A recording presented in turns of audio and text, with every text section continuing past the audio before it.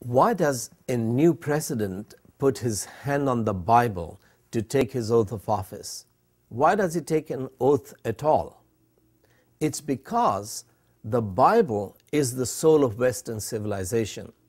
If it wasn't for the Bible, America would be ruled by a Machiavellian king rather than by a president. A king makes the law. A president upholds the law and executes the law. Coronation puts a king above the law. During the inauguration, a president affirms that he is under the law.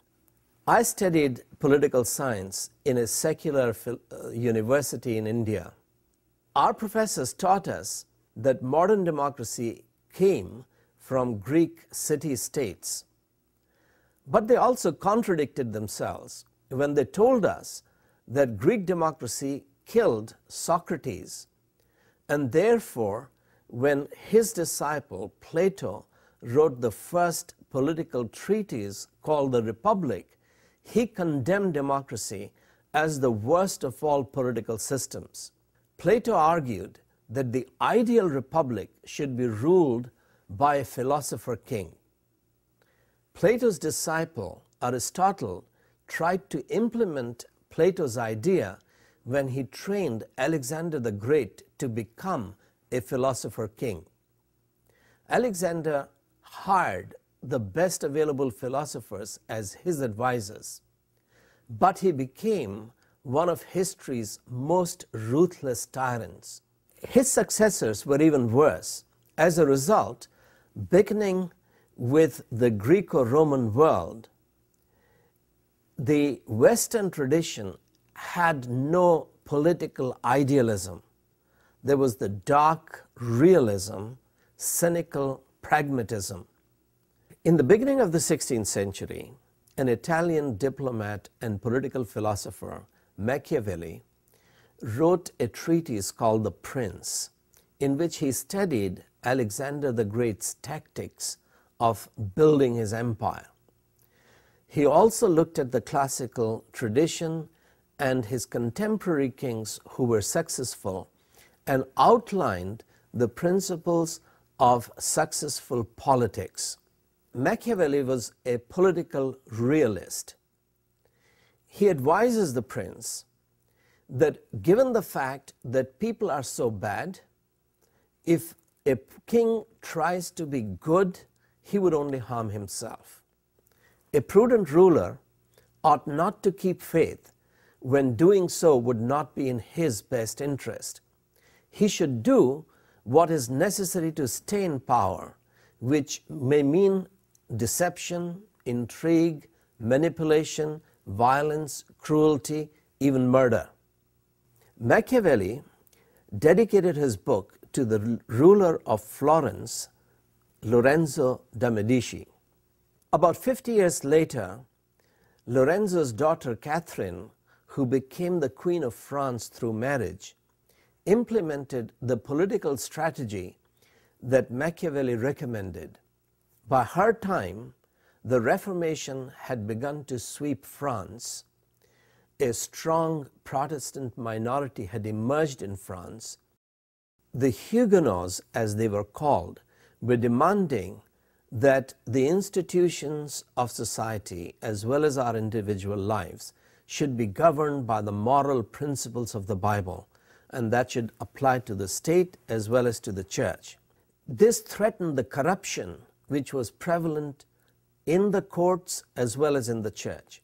So in order to protect her power, Catherine teamed up with the Pope, hired mercenaries from Switzerland, and organized the infamous massacre of 1572. The church bells started ringing at 2 o'clock in the morning. The gates of Paris were shut. The soldiers and angry mobs moved into houses. They threw the devout religious Huguenots outside the windows and killed them on the streets. Anywhere from 5,000 to 60,000 people were killed over a period of weeks. That horrendous massacre shook the conscience of Europe. The Huguenots themselves rejected Machiavelli's political strategies and began to look into the Bible to explore how God wants us to govern nations. Out of that came 3 books known as the Trilogy of Freedom by Francois Hotman, Theodore Beza, and third, which is attributed to Philip Mornay. This third book, A Defense of Liberty Against Tyranny, became the most read book during the American Revolution other than the Bible. These 3 books gave birth to the modern idea of constitutional government. They led to the first modern democracy in Scotland, hugely influenced England, Holland, and the development of democracy in Europe. Many things, including the American idea that a government should not be ruled by a king but by a president, came from this book.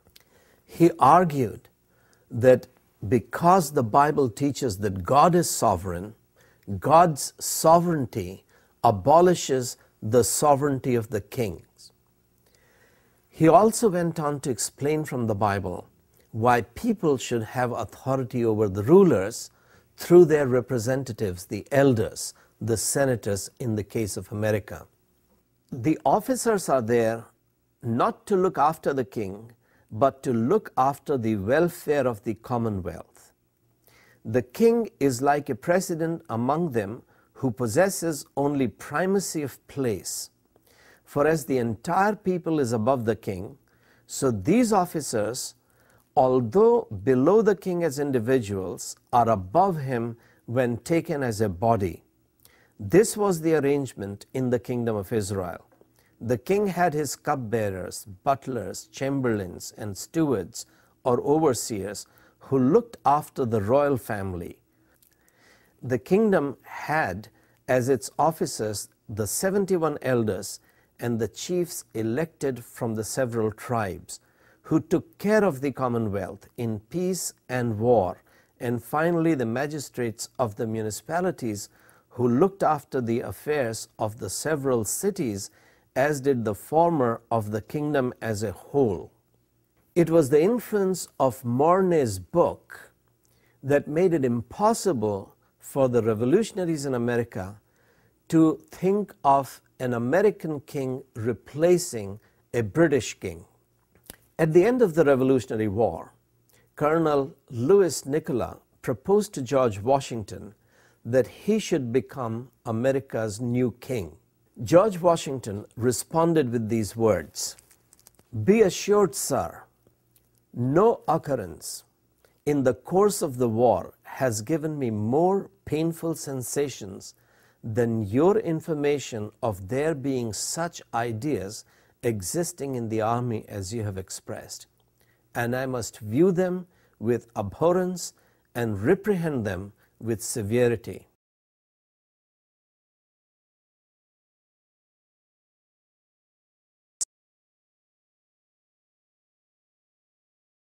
The political influence of the French Protestants was much bigger than replacing a king with a ruler under the law, such as the president or a prime minister. One force that came out of that movement was a Bible known as the Geneva Bible. When Queen Mary began to persecute reformers in England, she killed about 300 of them, and many devout Christians fled to Geneva, which was a republic shaped by the teachings of John Calvin, Theodore Beza, and John Knox. They completed the translation of the Bible that William Tyndale had begun earlier and produced the first complete printed Bible with marginal notes in English that was affordable. It came to be known as the Geneva Bible. This was the Bible that was read by English writers such as Shakespeare, Milton, Bunyan, English revolutionaries such as Oliver Cromwell, and the American revolutionaries. The Geneva Bible is the reason the American Revolution happened. Because Geneva was a republic, many of the notes condemned kings as tyrants and highlighted the fact that kingship was not God's desire. Take, for example, Moses. Moses was adopted by Pharaoh's daughter and grew up in the palace. After he had liberated the Jews, it would have been natural for him to want to become the king of the Hebrews. But he knew that God was a living God and he was their king. Moses was only serving God and the people. When Joshua was inaugurated as the leader after Moses, he was commanded, "Be strong and very courageous. Be careful to obey all the law my servant Moses has given you. Do not turn from it to the right or to the left, that you may be successful wherever you go.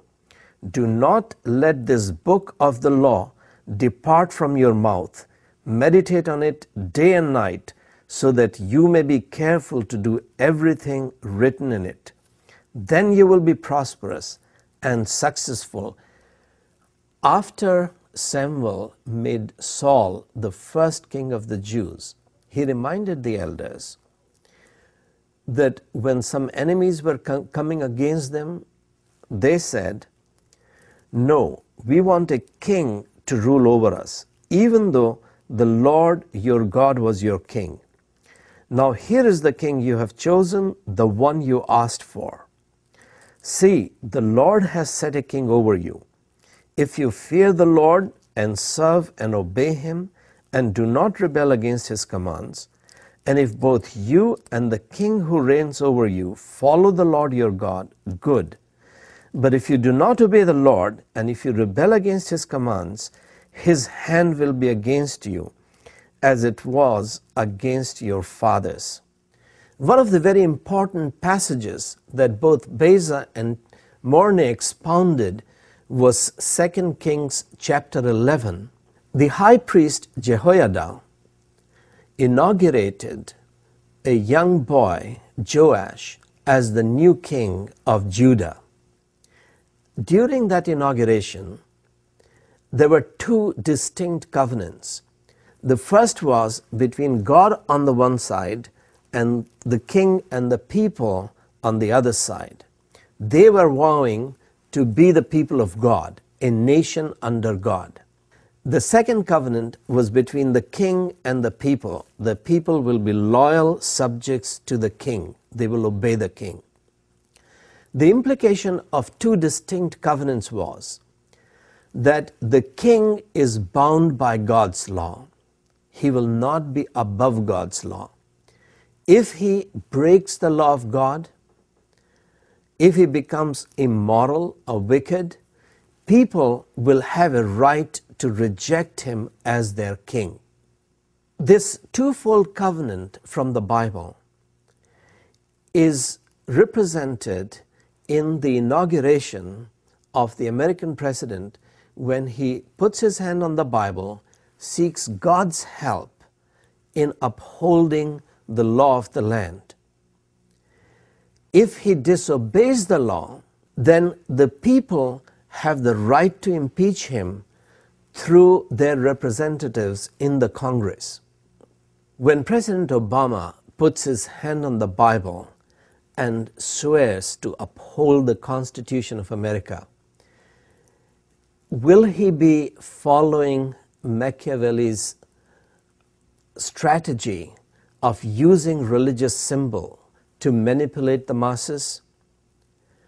Or will he be standing in the tradition of Moses and Joshua and Samuel and the Huguenots and George Washington, of affirming that America is a political system where the ruler is really under the law, God's law, and the law of the land?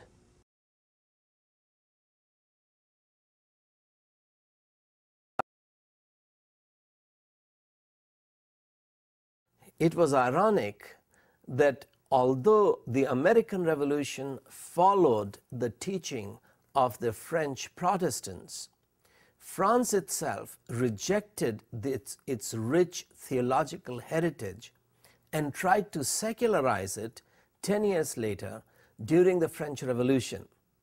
The idea of this twofold covenant and God as the sovereign was rejected by the French Enlightenment thinkers such as Rousseau and Voltaire, and they reduced these two covenants to a single social contract between the king and the people. The French Revolution thought that it was unnecessary for the people and the rulers to submit themselves to God, to be a nation under God, that they could be a nation under reason. Now, the problem is that when two intelligent people have a disagreement, how do you resolve it? Why should one party submit to the other? Historians know that while the American Revolution succeeded, the French Revolution failed. Both the American leaders and American people were under God. What that meant was that although Americans used force to overthrow King George of England and free themselves from tyranny, the new American government didn't have to use force in order to elicit obedience. Americans were obeying their rulers willingly because American rulers were submitted to God. The other revolutions, such as the French Revolution or the Russian Revolution, although they succeeded in overthrowing tyrants, they had to use force in their own nation, and therefore they became tyrants. There are American intellectuals who are objecting to President Obama saying, "So help me God." They want to remove God altogether. The problem with that is then America will have to become a nation under man. Many people think that democracy means what Abraham Lincoln declared, government of the people, for the people, by the people, meaning the majority rule. Now imagine you have an opportunity to meet with President Lincoln and you ask him, "Mr. President, you said that democracy means majority rule.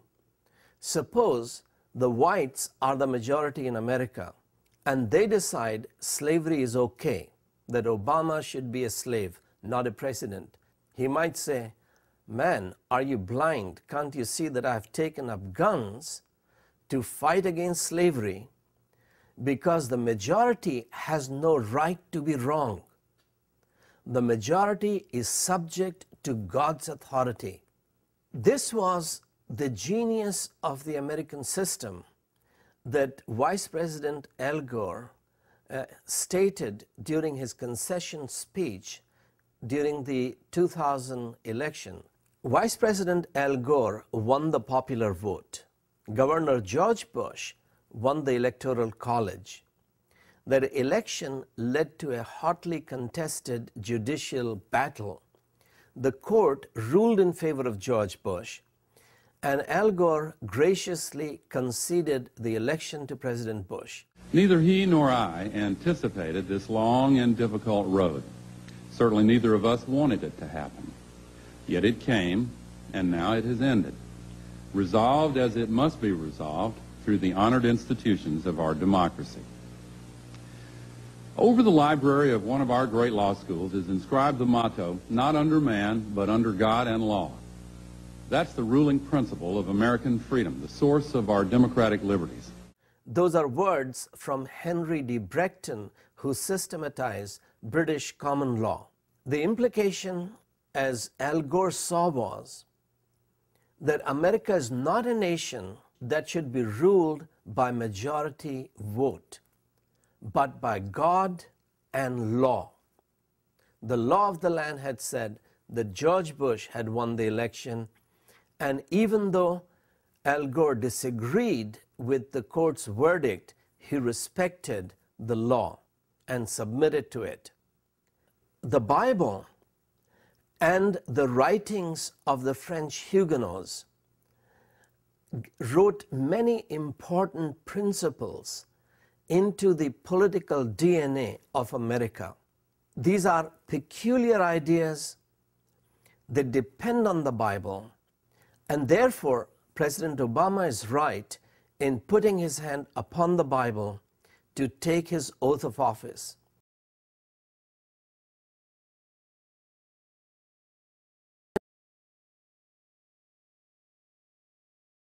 The president puts his hand on the Bible because the Bible is the source of the political ideas that govern America.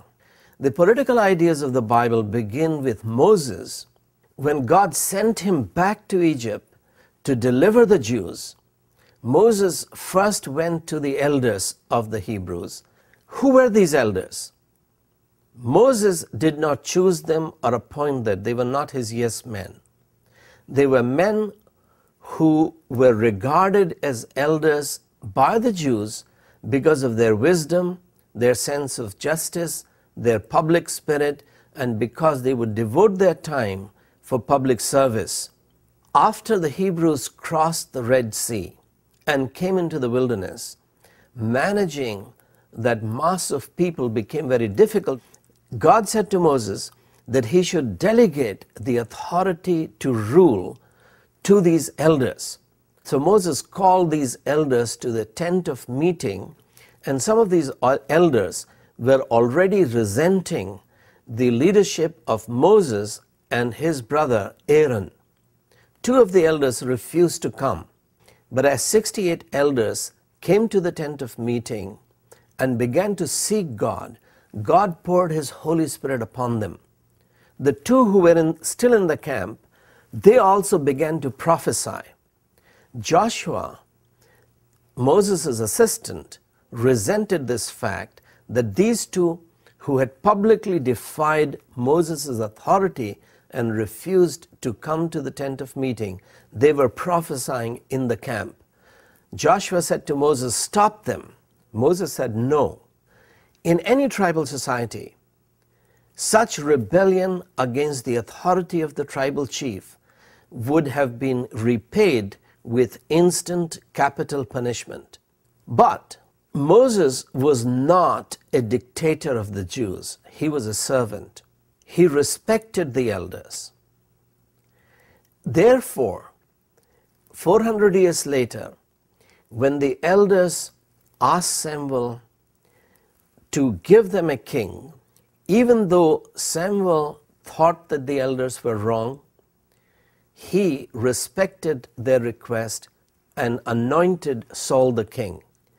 But Samuel's anointing didn't make Saul a king.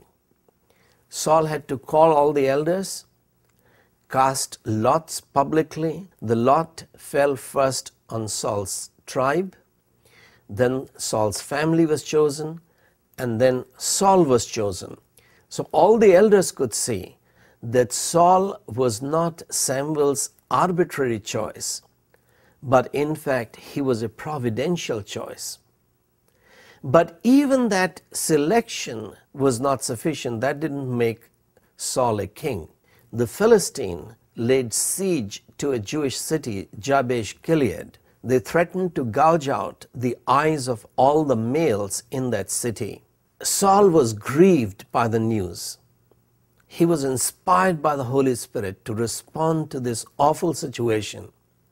He slaughtered his oxes, divided them into 12 parts, sent those parts to 12 tribes, and he sent the message that whoever doesn't come to rescue our brothers in Jabesh Gilead, the same will be done to their oxes. The whole of Israel came. They saved that city. Saul demonstrated his leadership, and then the elders invited him to be the king. Later, Saul turned against God's word, and God rejected him as the king. And Samuel anointed David, but that anointing didn't make David the king. David had to prove his ability. Eventually, after Saul and his sons were dead, then the elders of David's tribe, the Judah, those elders invited David to rule over Judah, and he became the ruler over Judah for 7 years. Then all the elders of all the tribes of Israel invited David to become the king, and David became the king over all Israel. This principle of the king being accountable to the elders becomes more evident after Solomon's son Rehoboam and the split of the kingdom of Israel between Judah and Israel. In the New Testament, the Apostle Paul, when he established ecclesia, the assemblies in every city, he would appoint elders following the example of the Old Testament. This undermined the authority of the Machiavellian prince, that he has to be accountable to the elders who can impeach him. And this is what became part of American Republic, where the Congress, the Senate, can hold the president responsible. The Bible wrote the political principles that govern America, and if America turned away from the Bible, it would undermine the important principles that have allowed American politics to succeed and become a light to the nation. If you really want to understand the profound influence of the Bible, not just in the area of politics, but in the whole of Western civilization, I invite you to listen to my 11 lectures given at the University of Minnesota, Must the Sun Set on the West? Dear Mr. President, I am deeply honored to have been asked for my advice as you assume the awesome burdens of your new office. I can offer several rules of thumb, which I believe time and experience have proven sound. Act boldly in the beginning. The public has a short attention span, and it will make them forget the accomplishments of your predecessor and impress them with your vigor. Make your first priority the protection of your power. Without it, you are useless. Appear steadfast, but be flexible. Remember, some of God's greatest gifts are broken campaign promises. A playful paraphrase of words written in the year 1513 by a cashiered civil servant in Florence, Italy. What he actually wrote became one of the most hotly debated, deeply disturbing and important books of Western civilization. To some, it was a veritable guidebook for tyrants and totalitarians. Mussolini loved it. Marxists recognized a fellow revolutionary. To others, it paved the way for ethnic and religious toleration, individual rights, and modern democracies. But, fairly or unfairly, it has caused his name, Machiavelli, to ring through the centuries as a synonym for evil.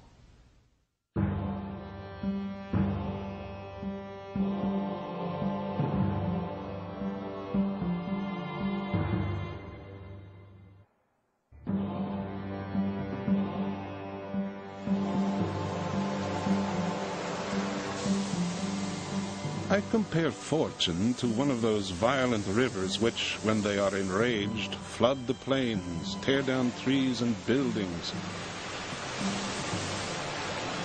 Everyone flees before them. Everybody yields to their impetus. There is no possibility of resistance.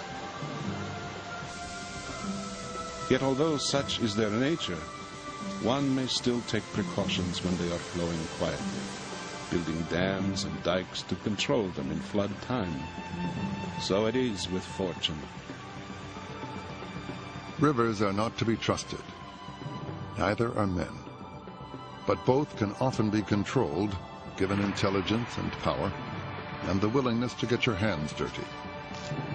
Machiavelli is the first political thinker of the Christian era who systematically analyzed the requirements of power and survival. The Prince is a book about power. Political power at a time of city-states or principalities, ruled by men called princes. It amounts to 26 short chapters of analysis and opinion that range from the classification of government to advice on selecting staff. It was written to shock and re-educate its reader, and it still manages to do so, to challenge the political pieties of its day and explain to princes and prince wannabes how the game is really played. It tells the prince that before anything else, he must know how to fight. He must learn to be ruthless and cruel, to lie, break his word, and be ready to violate both morals and religious principles when needed. Though it also stresses the need to appear compassionate, moral, and devout. Some say Machiavelli invented modern politics. And when we read The Prince, we can see today's headlines. I think in many ways that it's a great book because it is a mirror for Machiavelli's own time, and because it does continue to disturb, provoke, and make us think anew and see in what way it does relate to our own time, and we keep asking questions of it. It was Machiavelli who said, "Get real," in Italian, of course. E molti si sono immaginati repubbliche e principi. Many have dreamed up republics and principalities which have never in truth existed. The gap between how one should live and how one does live is so wide that a man who neglects what is actually done for what should be done is on the way to self-destruction. Machiavelli's focus on what is actually done is in tune with his times. Copernicus is studying the heavens, and Leonardo is dissecting cadavers, both trying to learn how God actually did it, to learn not from theory, but direct observation. Just as Leonardo was interested in anatomizing the world of nature, so Machiavelli, in a sense, was interested in anatomizing the world of politics and the world of history. But dissections and autopsies are never pretty. One of the uglier discoveries attributed to Machiavelli is the idea that the end justifies the means. Now, he didn't put it quite that way. In the actions of all men, and especially of princes, where there is no court of appeal, one judges by the result.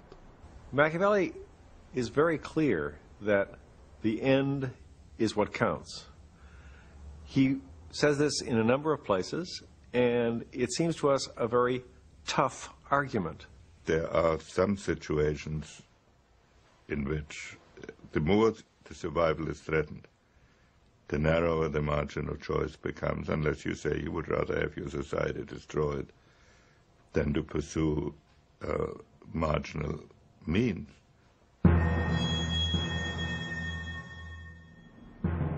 What would you do to prevent this from happening to your people? What would you not do? Would you lie? Violate treaties? Assassinate people? Just where would you draw the line? Anywhere? On the other hand, if you are winning a war and your enemy is all but finished, how far would you go to minimize your own casualties? Machiavelli was acquainted with the moral ambiguities of power. He was a realist. Machiavelli pursued what some scholars have called amoral realism. First of all, what he was trying to do was create something that didn't exist up to that point, the nation state, in this case Italy. But what we need to ask ourselves is whether we really are in desperate straits, whether we really are up against the hard laws of necessity that Machiavelli is describing. I think much of the time we assume we are and are not. Like politicians today, Machiavelli justifies harsh or deceitful means as necessary to the common good. But his focus is on the presence or absence of power. What is it? How do you get it? How do you keep it? Good questions in any age, but stark and immediate in Machiavelli's. When I came to this interview, I left my home in Vermont as an isolated individual, drove a car to Boston, took an airplane to New York, came to this interview without people around me. I was safe. In the Middle Ages, human beings were not able to move from one place to another without having other people around them who could protect them.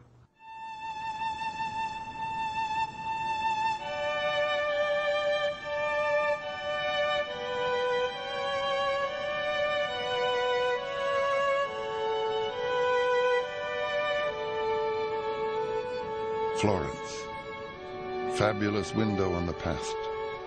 Down these same streets walked the monks, soldiers, and merchant princes of Machiavelli's time, as well as artists whose names and work are today as famous as his.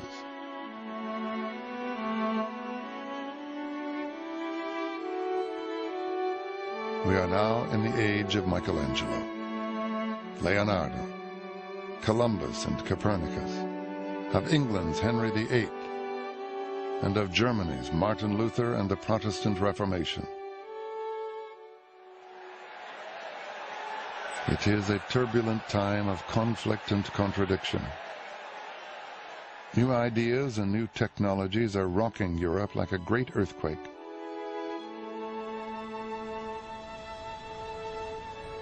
The medieval system is collapsing, and the idea that man is master of his fate is just beginning to take root. It is the Renaissance, the April of Western civilization, and the concept of government as a purely human invention is one of its flowers. But April is a cruel month. Giuliano de' Medici, murdered in the great cathedral by a rival family, the Pazzi. It was a plot blessed by the sitting Pope to overthrow the de facto rule of the Medici in Florence. Such were the times. Politics was a family matter. Medici retribution was swift and brutal. Several conspirators, including an archbishop, were slaughtered where they were caught, and their bodies hung from the windows of City Hall. The last one sketched as it hung by Leonardo da Vinci. Religion, too, seemed often a kind of family affair. Princes of the church had concubines. Popes had children. Lucretia and Cesare Borgia, brother and sister and lovers, also had wealth and power thanks to their sire, Pope Alexander VI, who gives the term godfather a whole other meaning. Italy was an anarchy of city-states, popes and other princes in constantly shifting alliances, murders in the cathedral, and orgies in the Vatican were the debris of a crumbling medieval order. This was the world of Niccolo Machiavelli. The separation of politics and religion was to become for him a major theme.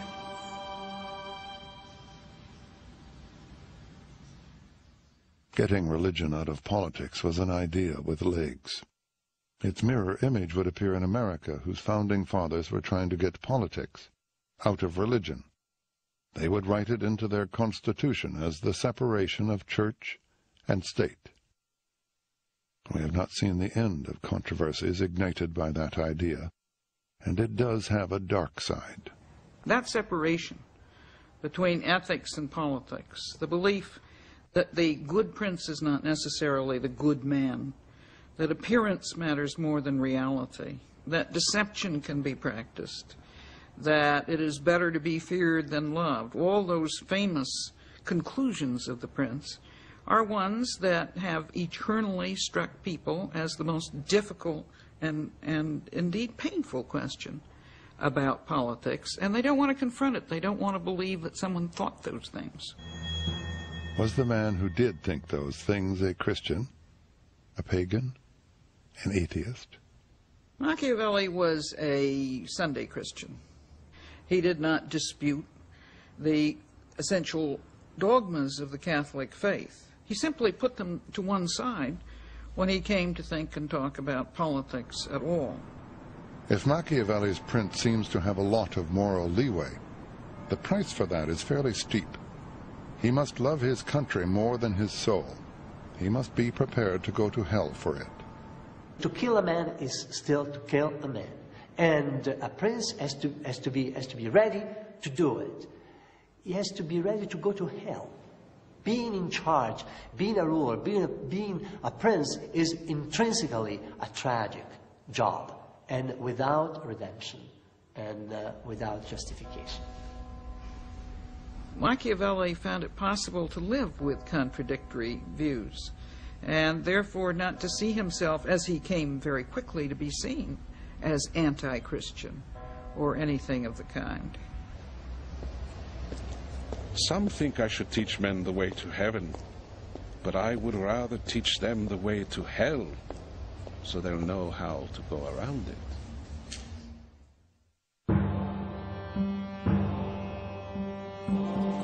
The Medici were exiled in 1494, when Charles VIII of France rode unopposed into Florence on his way to other conquests.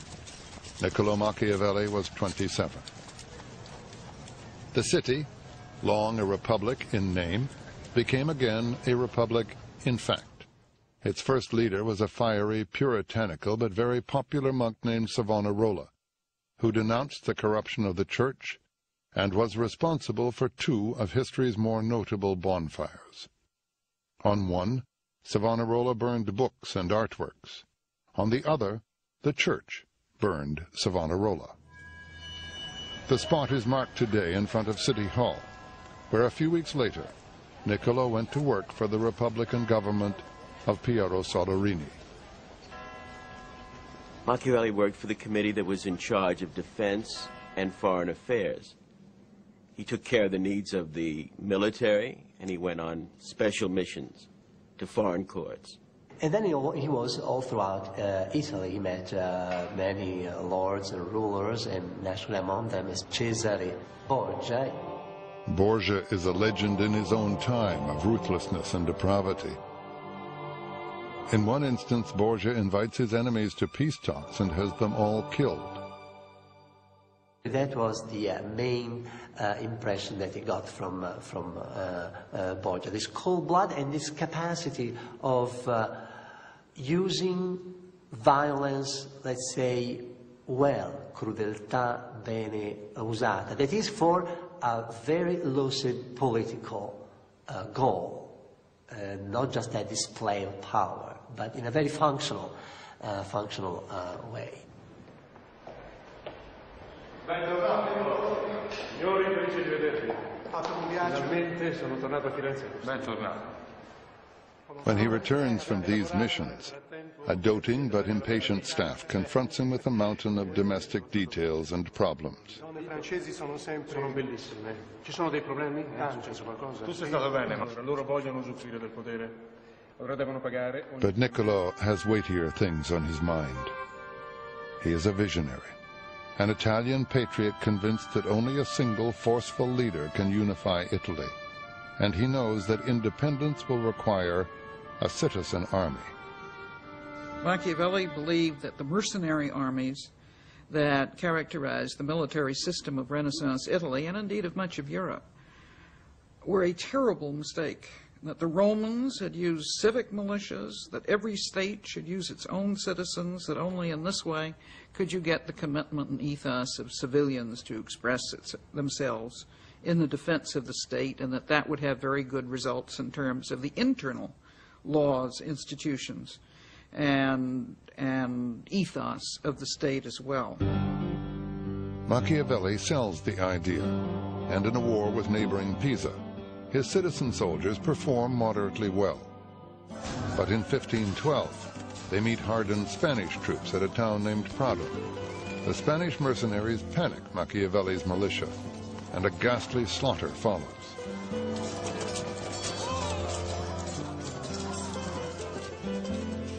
In the wake of this rout, the Medici returned to end the Soderini Republic, and with it, Machiavelli's political career.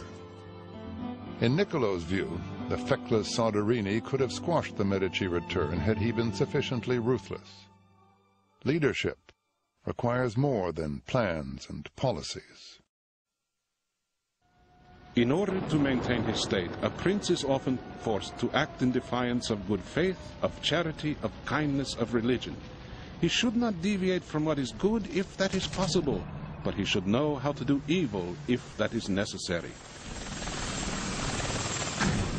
The notion that necessity could justify behavior which was not otherwise virtuous or moral was actually accepted by almost all of the ancient thinkers. Lincoln's critics in his day thought he was a dictator, thought he was a tyrant, thought he was undemocratic, thought, in spite of all the folksy backwoods charm, that he was an egomaniac and was operating unconstitutionally much of the time. In the case of, for example, the suspension of habeas corpus, he probably was. And this is perhaps a great example of Machiavellian leadership in a democracy. There is a physics of politics, and sooner or later every leader discovers for himself the laws of relativity and uncertainty, also known as the law of unintended consequences. Taking everything into account, he will find that some of the things that appear to be virtues will, if he practices them, ruin him, and some of the things that appear to be vices will bring him security and prosperity. Messeri, ci hanno dato la lista di capponi e lui ha confessato e ha fatto dei nomi. Dimmi, che nome ha fatto? The reinstalled Medici have discovered a plot to overthrow them, and they have a list of people the plotters hope to recruit. The seventh name on the list is Niccolo Machiavelli. The plotters never got to Machiavelli. It doesn't matter. He's a suspect, and the Medici don't need much excuse to throw him into prison.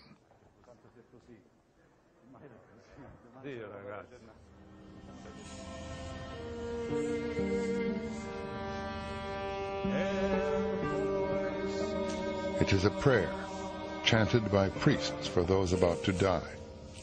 This chanting is for the list makers.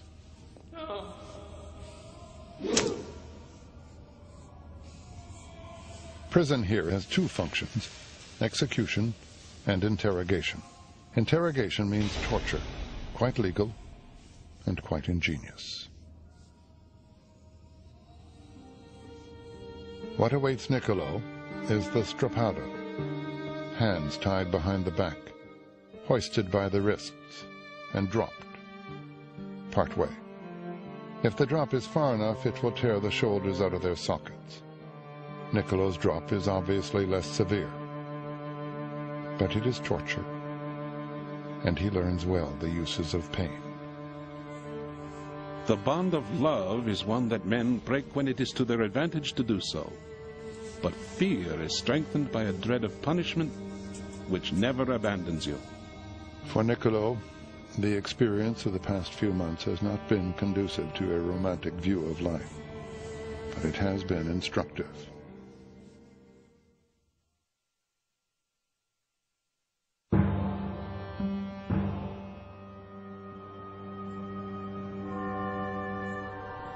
In the spring of 1513, Giovanni de' Medici becomes Pope Leo X, and Machiavelli is released in a general amnesty, but with restrictions.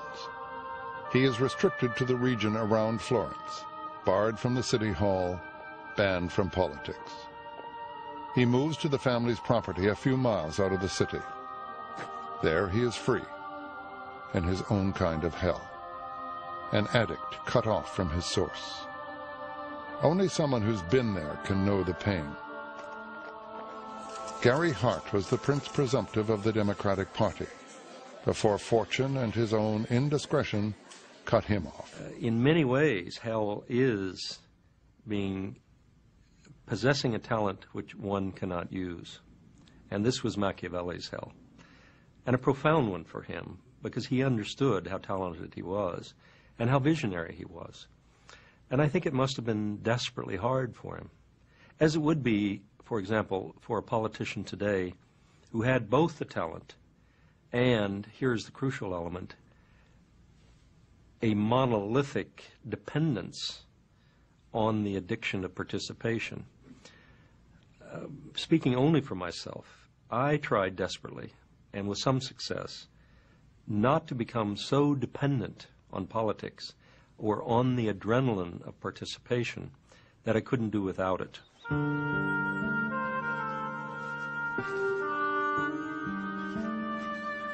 In a letter to a friend, Niccolo describes the narrow confines of his current life, supervising work on his property and killing time with the locals in the local inn.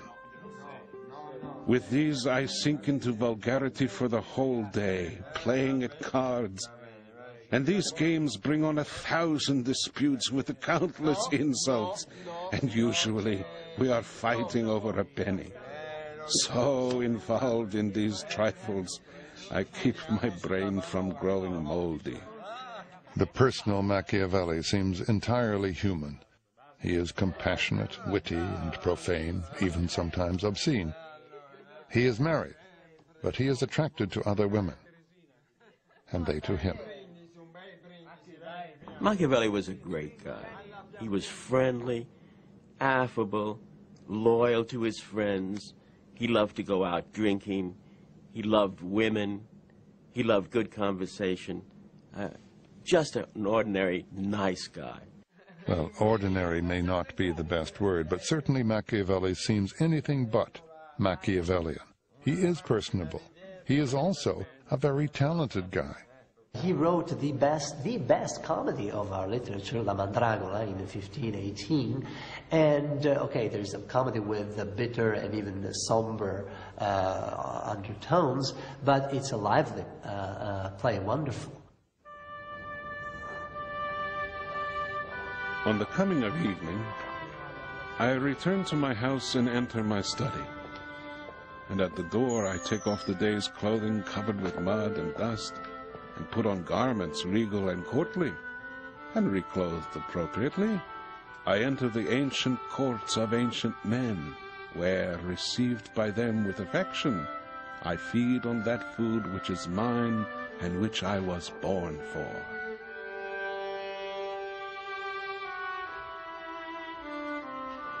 Niccolo begins to work on what he calls the Discourses on the First 10 Books of Titus Livy. It is a book of commentaries on the work of that Roman historian, and makes a strong case for a republican form of government. Then all of a sudden, he decides to try to get back into the government himself, and writes in furious time, in 3 months' time, The Prince. He interrupts the writing of the Discourses to take off this time to write The Prince, because he's anxious to get back into politics, into government life. Are there two Machiavellis here? One writing a book on the republican form of government, and the other, almost simultaneously, writing advice for tyrants. I look at Machiavelli's Prince as a work on statesmanship, and the Discourses as a statement of desirable objectives. And so I don't find the two incompatible with each other. Politics was his consuming interest, and if he could have made the world the way he wanted it to be, he would have preferred a republic. But he could live with both republics and with principalities, and his point was that you begin from where you are, and that you judge any form of government by its outcome rather than simply by its form. All the states, all the dominions, under whose authority men have lived in the past and live now, are either republics or principalities. Principalities are either hereditary. So begins the most famous job application in history. It joins Niccolo's passion for a united Italy with the fact of Medici rule. It urges the reigning Medici to take on a new role as nation founder. Niccolo offers a blueprint for a new kind of leader. So, who is this ideal prince? What are his qualities? Roughly that combination of strength of character, intelligence, courage, skill, and luck, which astronauts call the right stuff, plus a touch of ruthless. Machiavelli stressed two sets of attributes for the prince. One was very colorful. He used the image of the fox and the lion.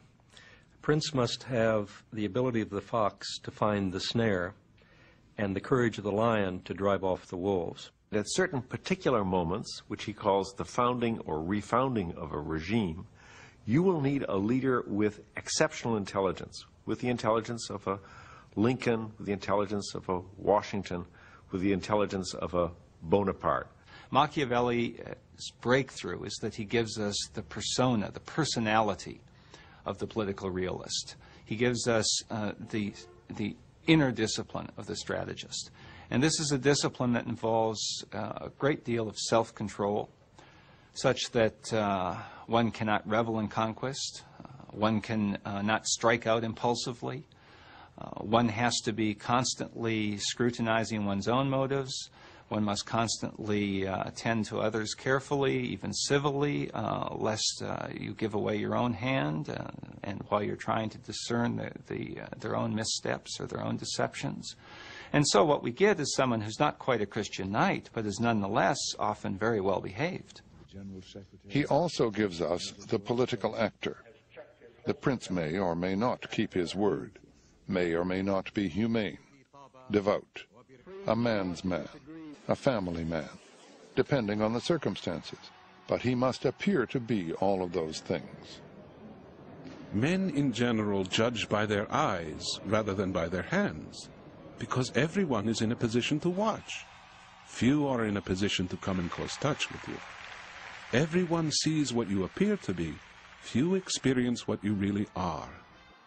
And so there is a larger sense in which the prince is playing a role, which is to appear to be the things he knows he must not necessarily be, and to appear to act on principle when what he's acting on is calculation, or what the modern world would refer to as long-term strategy, because in a certain way Machiavelli invented the very notion of a long-term strategy. Stay focused. Talk about things that matter to people. You know? It's the economy, stupid. Okay? So, as we always say, you know, speed kills. And we will die in this debate if we're not there first with our answers. Bush was on the defensive. But perhaps most important, Machiavelli's prince is a political artist. He sees the prince as somebody who takes matter as though it were marble and imposes a form on it as though that person were a sculptor. Form out of stone, order out of chaos, civilization from savagery. Michelangelo and Machiavelli's prince have much in common. Trouble is, raw material for the prince is human flesh and blood. For that, the prince must learn how and when to be cruel. And he must have studied war.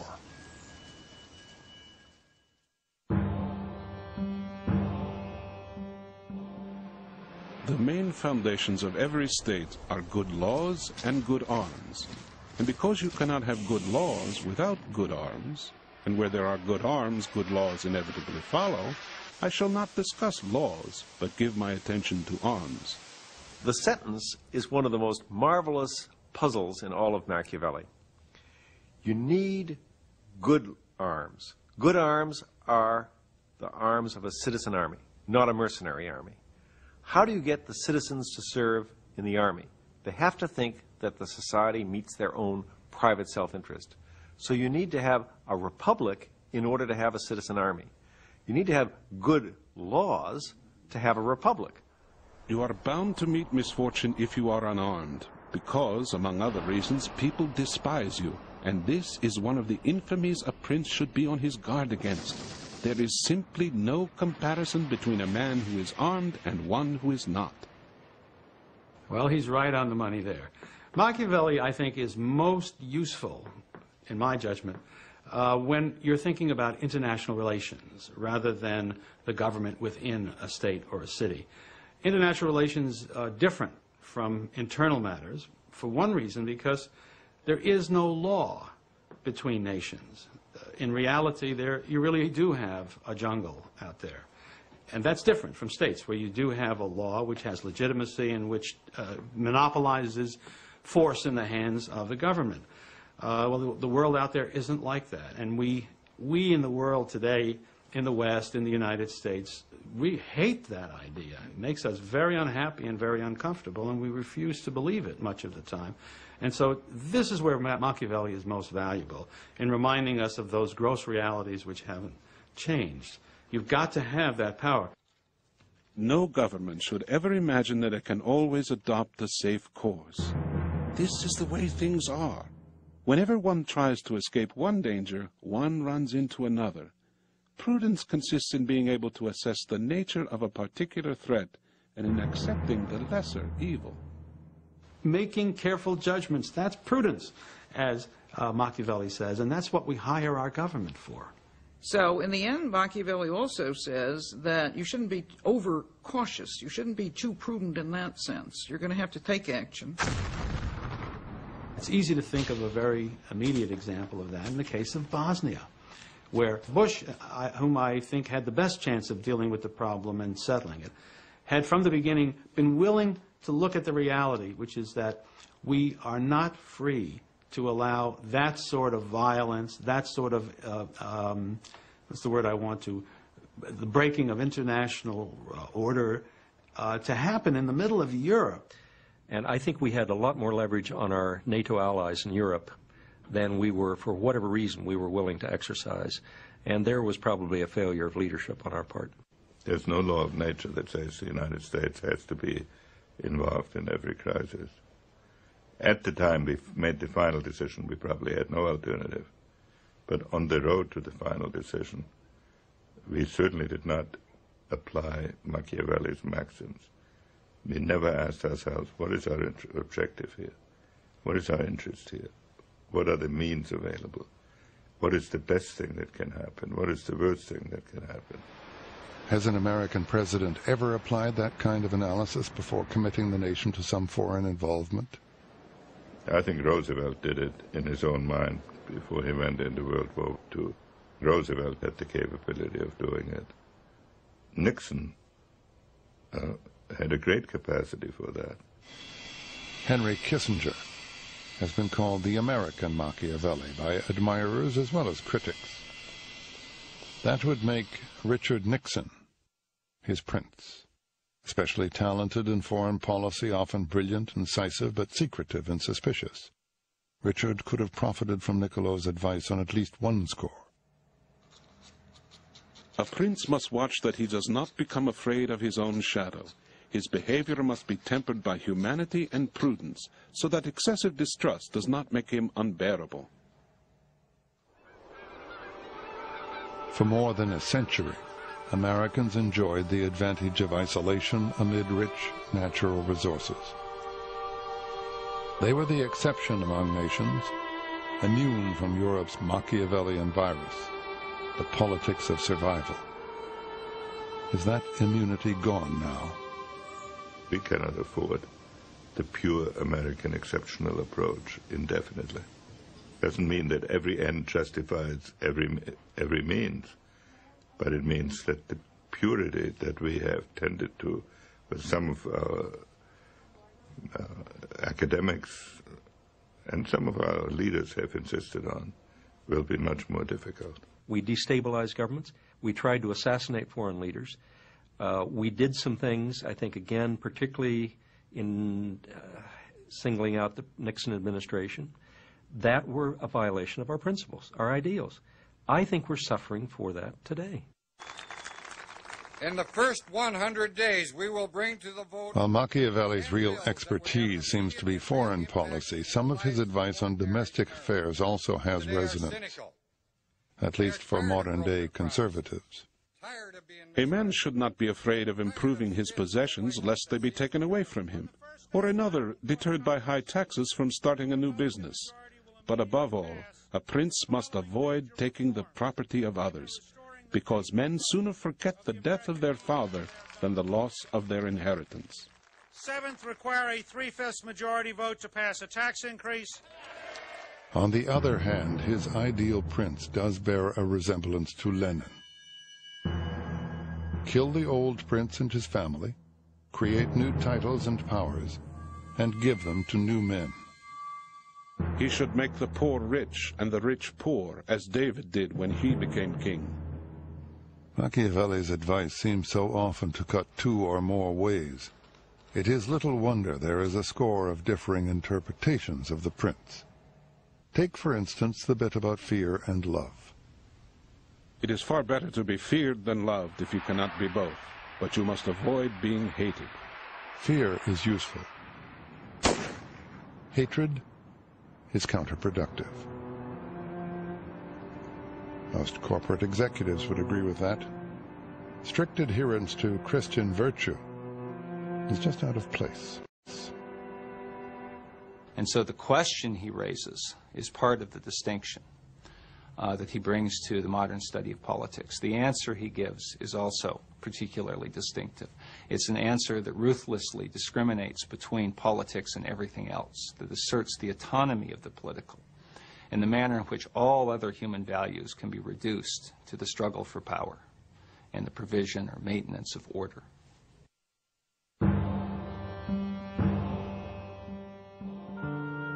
A copy of The Prince was finally presented to a Medici, who gave no indication he ever read it. It would never be published in Machiavelli's lifetime, and when he died, he went to hell. Sort of.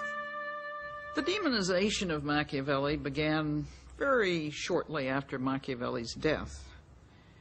And that came at a time when the crisis of the contesting religions was really kicking into full gear in the 1530s and 40s. And both sides saw a demon in Machiavelli. Poor Niccolo. Not only is he now a demon, but the Medici plague him even in hell. His ideas are said to have inspired the massacre of 50,000 French Protestants in 1572, while Catherine de' Medici was Queen of France. And Protestant England makes Niccolo its prime villain.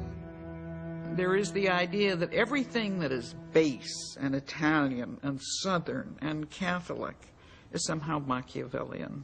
It is at that time, the time of Marlowe and Shakespeare, that this association with evilness becomes apparent.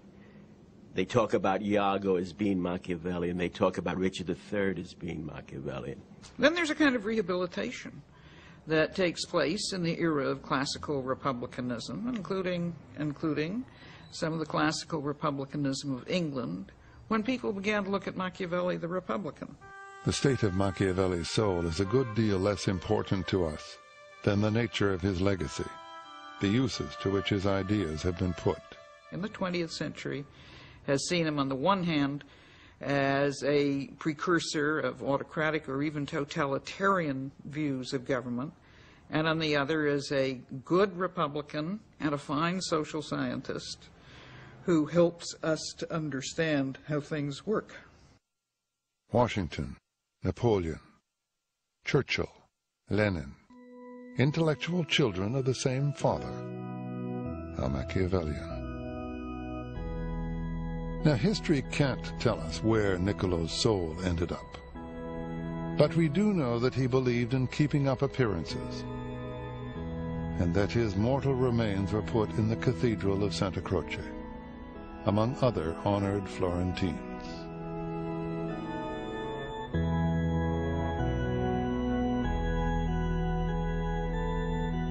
We also know that his influence is far from dead.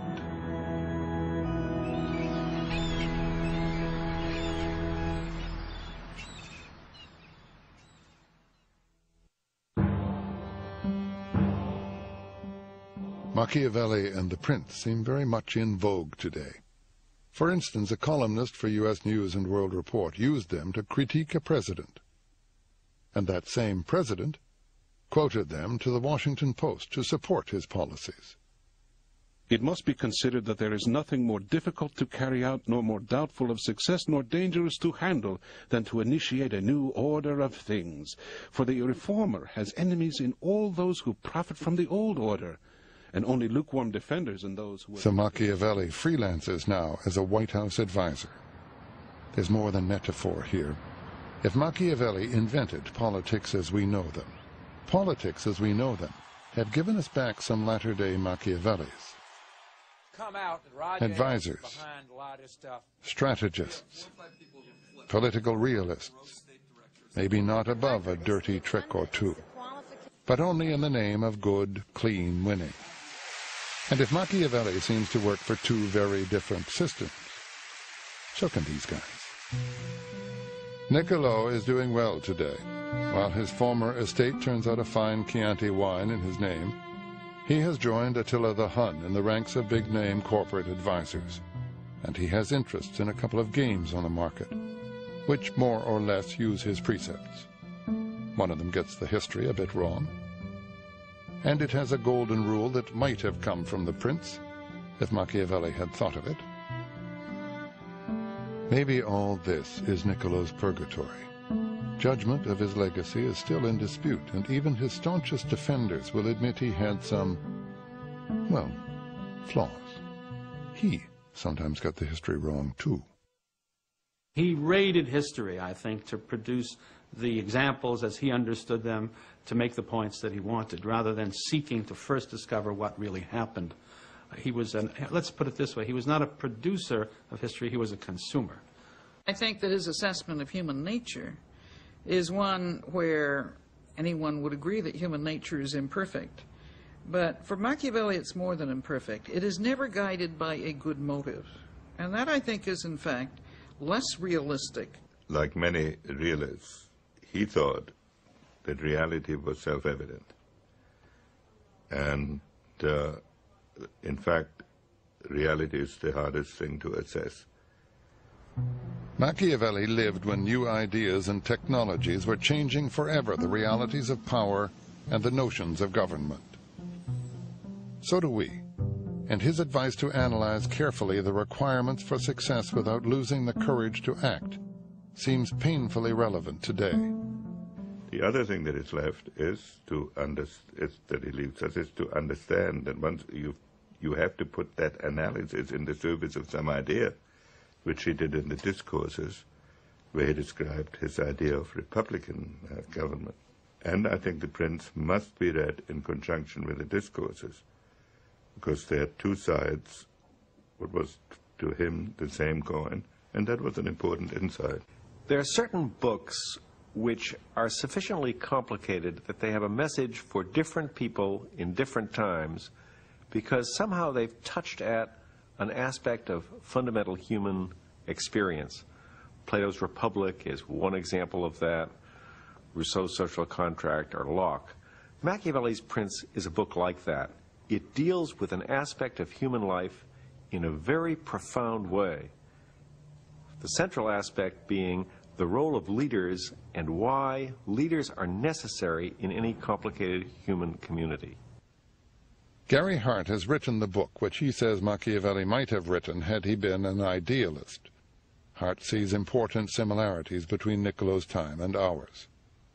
I believe that we are living on the hinge of history, on the cusp of history, and it happens no more frequently than every 100 years, sometimes every 500 years.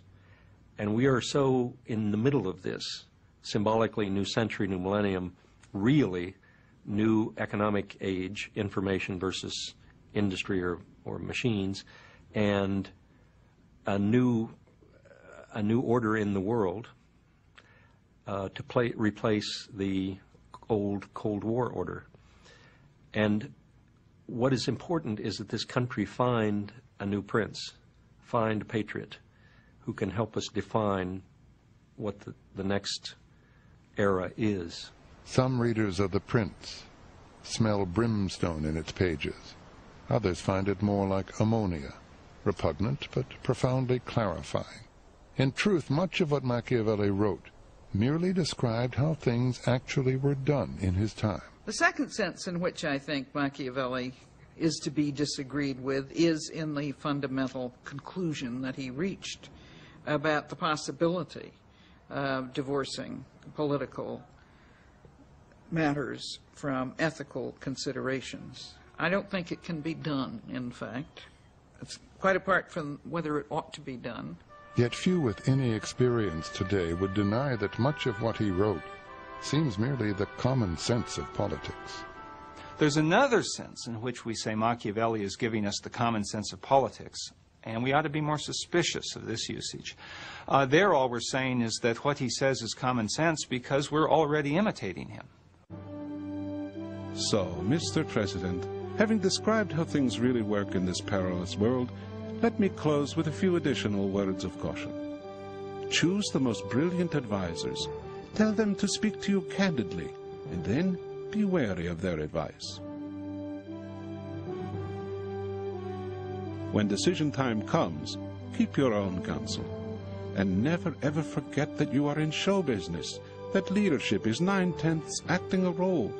Never step out of it in public. Don't, for God's sake, carry your own bags.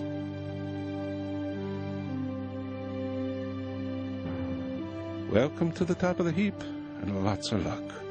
Your humble and admiring servant, Niccolo Machiavelli. P.S. Don't look to heaven for your reward.